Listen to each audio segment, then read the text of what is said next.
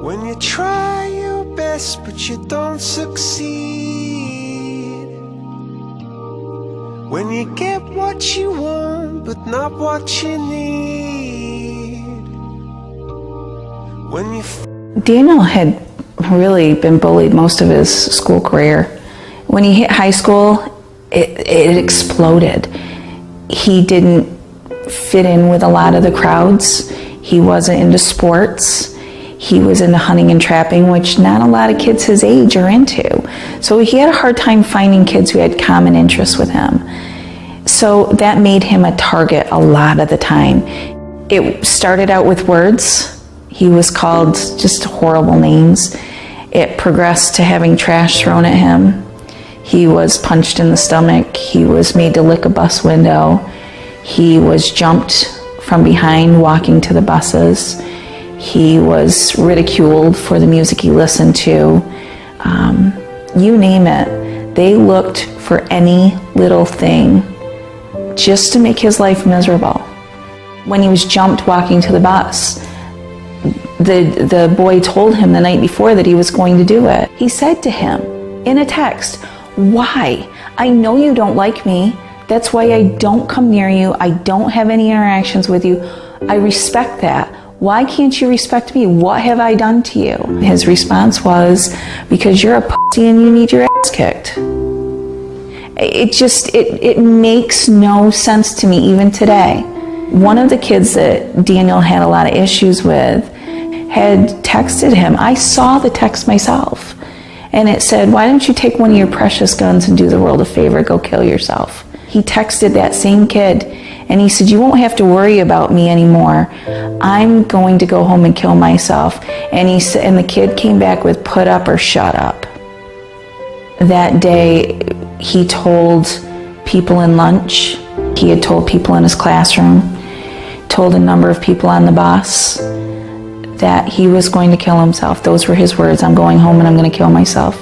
And the bus driver said, "I'll see you tomorrow, Dan." He told the bus driver, "You won't see me tomorrow."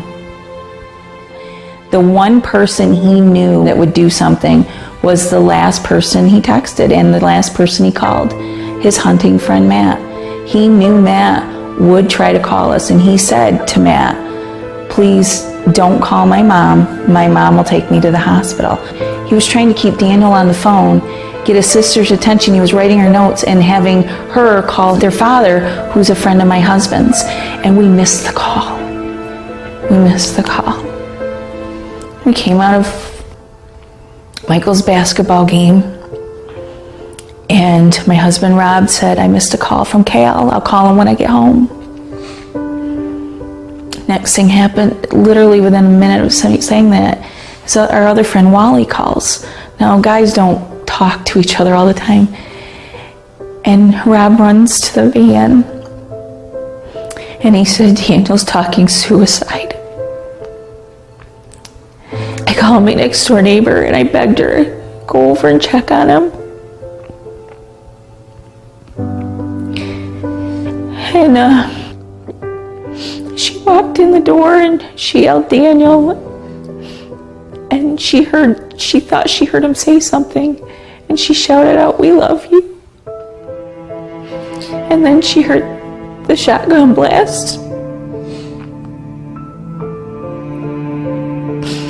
And I ran to his room, and the sight that I saw was horrific. It was horrific. And I remember hearing myself screaming, but I couldn't feel it. And running back outside. And I could hear Michael screaming, "I want my brother back." And every EMT that showed up, I begged him, "Please just find a pulse. I'll take him any way that I can have him."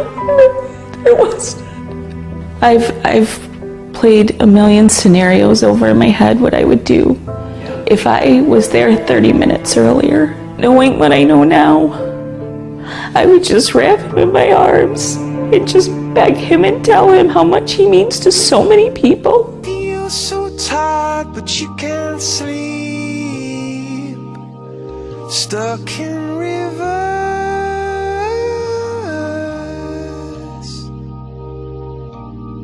and the tears come streaming down your face when you lose something you can't replace,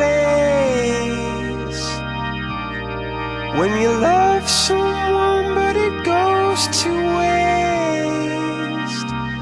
Could it be worse?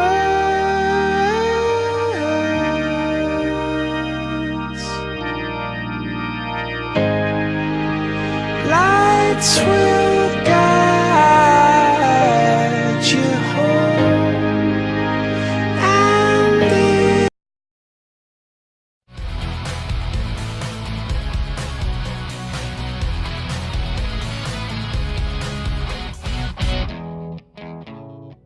I think bullying is just it's such a huge problem that I think so many people just overlook, because it's kind of always been there, and it's always been kind of like an underlying thing that it's almost like, no, the bullies aren't going to say that there's bullying happening, and then so many of the people being bullied are scared to say that they're being bullied.